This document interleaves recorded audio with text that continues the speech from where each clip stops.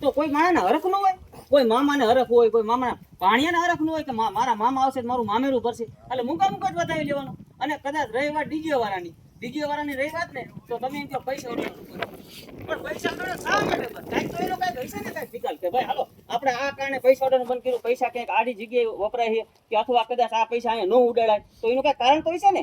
કાંઈ તમે એમને તો કઈ બંધ નહીં કર્યું હોય, એમને તો કઈ જજમેન્ટ લઈ લીધો નહીં હોય કે હાલો ભાઈ પૈસા ઉડાડવાનું બંધ, ડીજેમાં ક્યાંય પૈસા નહીં ઉડાડવાના, બરોબર?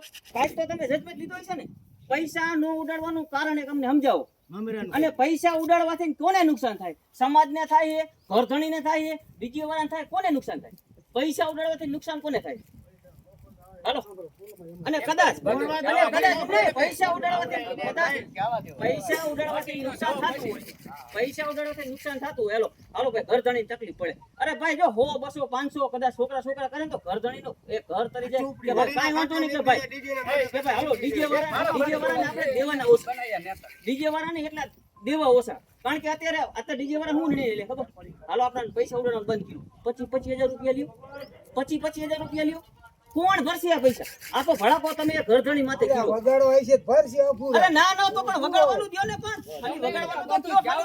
તમે વાત કરો આપણે એમ માની લઈ કે ભાઈ પૈસા બંધ બસ એમ જજમેન્ટ નો લેવાય. અને તમારે જજમેન્ટ લેવો હોય ને તો પેલા આયા મીટિંગ કરાય અને ગામમાં પેલા હે ને શું કહેવાય આપણે 5 જણાને ઓલા 5 જણા વેળુહરના હોય, 5 જણા માટેલના હોય, બરોબર? એવા આગેવાને રાખો અને ઈ આગેવાન ગામમાં મીટિંગ કરે કે ભાઈ ગામ તમે સહમત છો, અમે આ નિર્ણય લેવા જઈ રહ્યો. હવે કાકો ગામમાં કોઈને ખબર નથી અને ગામમાં એમ વાતું કરે, અડધા એમ કે હાલો ભાઈ અમારે વગાડવું, અડધા એમ કે નથી વગાડવું. એમ ન હાલે. તમારે પેલા નક્કી કરવું પડે ગામમાં જઈને કે ભાઈ જો અમે આગેવાન રહ્યા, તમે સહમત છો ને ગામથી, મીટિંગ કરવી પડે. કોઈ મીટિંગ નથી કરી, બસ તમે વેલ ના થયા ભેગા થઈને બસ કરી લેજો, ચાલો ભાઈ કરી નાખો બંધ. એમ ન ચાલે.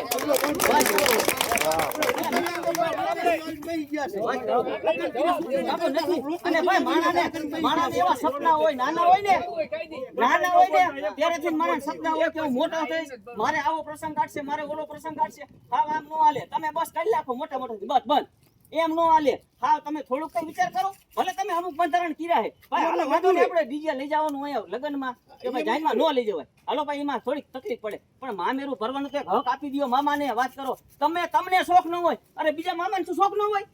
વાત કરો તમે, બધાયને શોખ હોય અને ભલે શોખ ન હોય નો ભરતા કાંઈ વાંધો નહીં, પણ બીજા મામાને તો શોખ હોય. મારી ભાણીના લગ્ન કોઈ મારા ભાણા લગ્ન હોય ને તો મને એમ થાય હેમે ખેમે હું મામેરું ભરીશ. અરે જે ખર્ચો થાય હું કમેન્ટ ભરીશ, હું કોઈ આગળ લાંબો હાથ નહીં કરું. અને ભલે કદાચ કરવો પડે તો હું કઈ ઉછીના લઈને કરું, કોઈને જે ખાતાના લઈને નો કઈ હું કઈ લાંબો હાથ કરું.